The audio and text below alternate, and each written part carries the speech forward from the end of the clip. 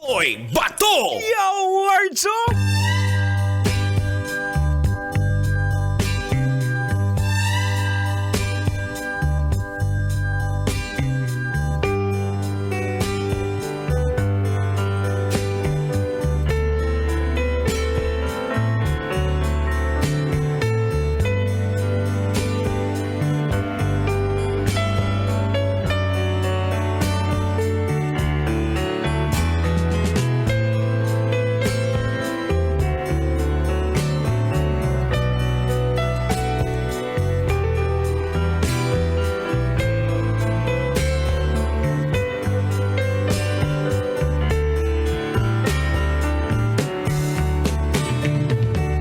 Usa ka maing gabi mga angkol ug mga ante, tungod tinisab ninyo na mga ina sa tagkatahuran na nining mga orasaha. Kumustamos naman ang ating gabi.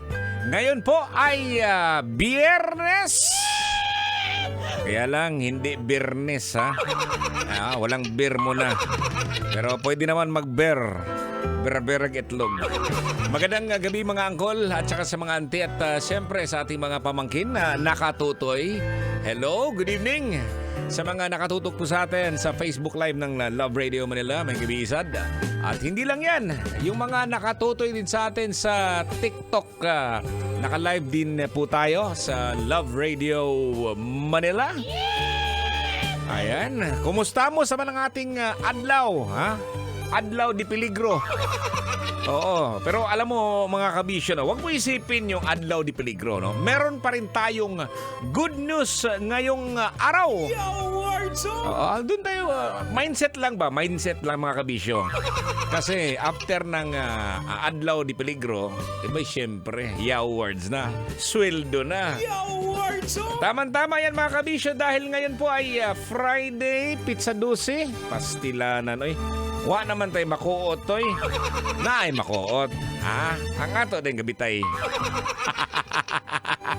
Yung iba naman po, sisortihin, kanina yung sweldo, no? Awards, oh. Pero yung iba naman, abay bukas walang walang bangko. Pero depende po yan mga kabisyo kasi pag walang bangko, yung iba naman, yung sweldo day nila ay Lunes na.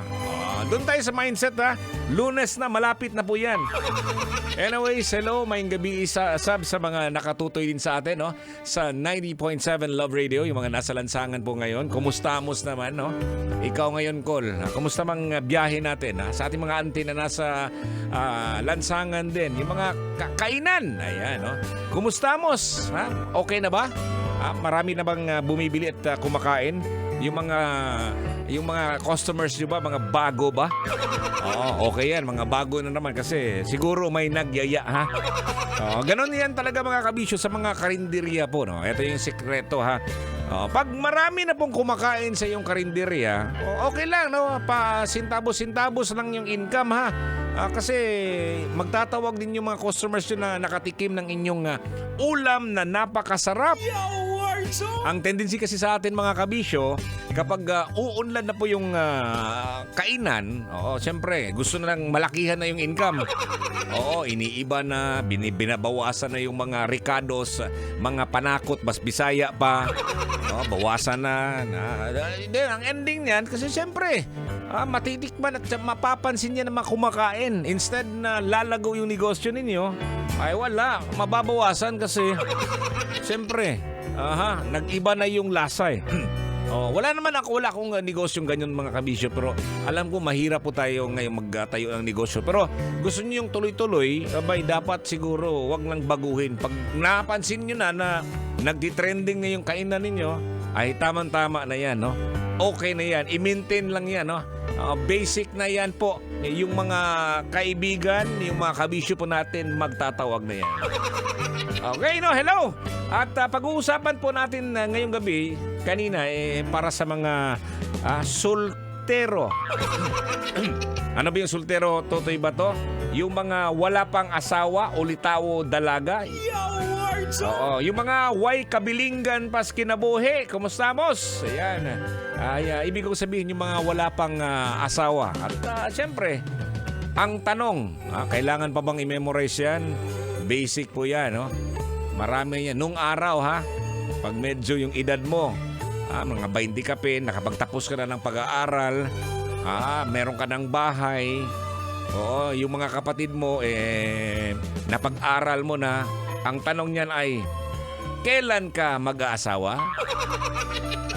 Ang sagot, kapag nagsawa. May mga ganun pa ba ngayon, ha? Oo, yun nung araw, no? Pero siguro sa mga younger generation ngayon, yung mga pamangkin po natin ngayon na nakatutoy ngayon, wala na sigurong gano'n, no? Oo, yung ginagawa nila ngayon, ano sa ito? Live-in? Pero sa mata ng Diyos yan, mga kabisyo, hindi po yan. Hindi yan kagandahan, no? Hindi yan tama sa mata ng Diyos.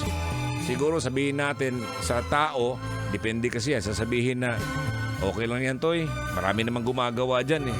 Pero actually, sa mata ng Diyos, hindi po yan maganda. Mas maganda yung binabasbasan tayo ng simbahan. Oo, meron din sinatawag natin civil wedding din. Alam mo yung mga legalities po, mga kabisyo. Kasi unang-una, pag nag-aasawa, siyempre, yung mga, kumbaga parang nagtatrabaho lang yan eh. Yung mga benefits ng mga asawa. O kaya benefits ng mga mister. Ayan. Siyempre, ang kahalagahan po ng pag-aasawa, ng may asawa, siyempre, magdulot din ng positibong epekto yan. Isa sa mga nakikita ko, mga kabisyo, no? At na-experience din ni Totoy Bato, Yawards, oh. Ang asawa ay kasama mo sa lahat ng yugto ng iyong buhay. Yan. Sa iyong tagumpay, sa hamon, sa mga karanasan, sa kasiyahan at saka sa kalungkutan. Meron kang taong maisi-share, di ba? Yawards, oh. Sasabihin mo, ay hindi mo na ako mag-aasawa, Toy, kasi meron pa akong mama at saka papa na kasama sa bahay. Oh, yun yung rason eh. Hindi ko po pwedeng iwanan yung mga magulang ko kasi paano na sila. Ayan. So meron po tayo mga kanya-kanyang mga rason po, mga kabisyo, no? Na naalala ko lang, no? Nung araw, nung dati, ha? Yan yung mga rason po, mga kabisyo. Ewan ko lang ngayon kung ano na yung mga valid reasons ng mga tao ngayon, no? Sa mga valid reasons ng mga kwanggol. Okay, may pinost po ako sa aking fan page sa Totoy Bato Official. Ang nakalagay, mga senyales na kailangan mo na talagang mag-asawa. Ayan. Meron ba talagang senyales na kailangan mo mag-asawa? Ako, nag-asawa ako. Kalit lang eh. Wala na yung mga senyales. Dirito. Pakurog din. Oo, ganun na yan. Still, bibiro lang, oh.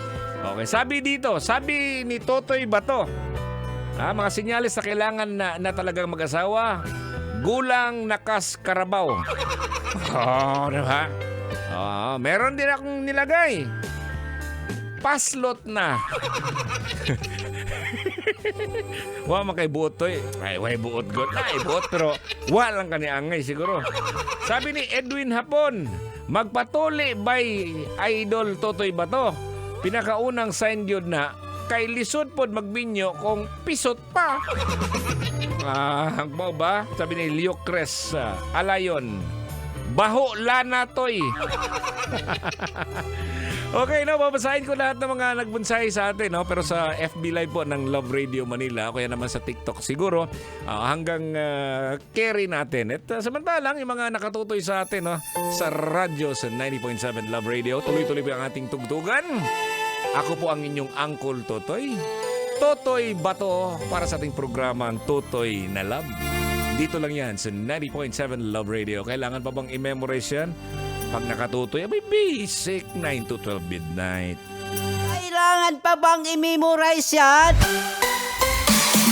Love Radio. Basic!